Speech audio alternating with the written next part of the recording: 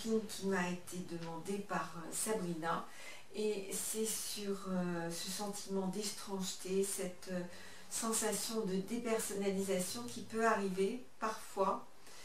Ça correspond à des formes d'angoisse, à des formes de crise d'angoisse, et c'est toujours le cerveau qui va en fait faire son travail de vous protéger d'une anxiété importante, cette anxiété ayant pu être déclenchée par un événement, par un trauma, ça peut être aussi quelque chose qui arrive de l'enfance, bref, quelque chose qui a fait partie de votre vie et qui vous a mis en grande insécurité.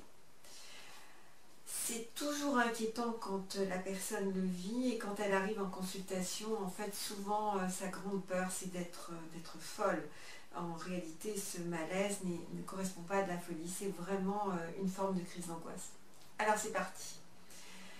Vous allez d'abord prendre une feuille et écrire ce niveau de dépersonnalisation dans lequel vous vous sentez, ce sentiment d'étrangeté par rapport à votre propre vie.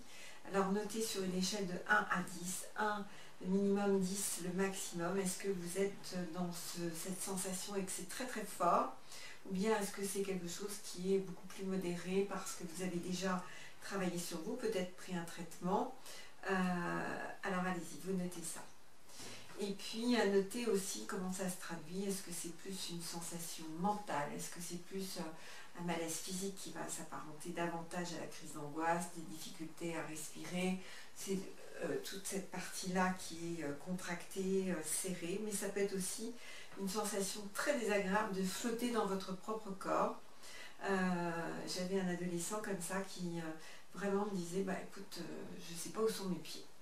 Et c'est vraiment une sensation affreusement bizarre et désagréable. Donc vous notez tout ça, vous notez sur une échelle de 1 à 10, et puis quand vous êtes prêt, vous faites ce tapping de démonstration et vous revenez me voir. Vous allez prononcer des phrases qui vont vous parler, certaines vont vous parler comme si vous étiez en consultation avec moi, d'autres moins, c'est pas grave, vous les prononcez aussi.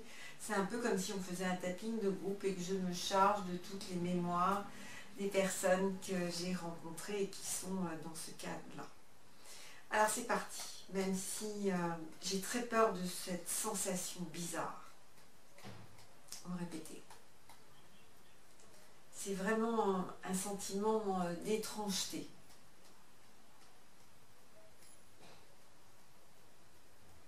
Et j'éprouve un vrai malaise quand ça se passe.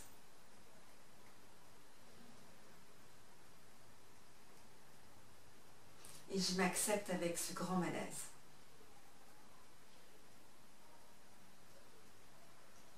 Même si j'ai l'impression d'être spectateur de ma propre vie.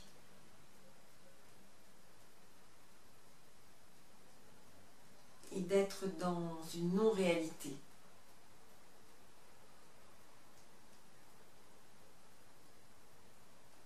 C'est comme si j'étais dans un rêve désagréable.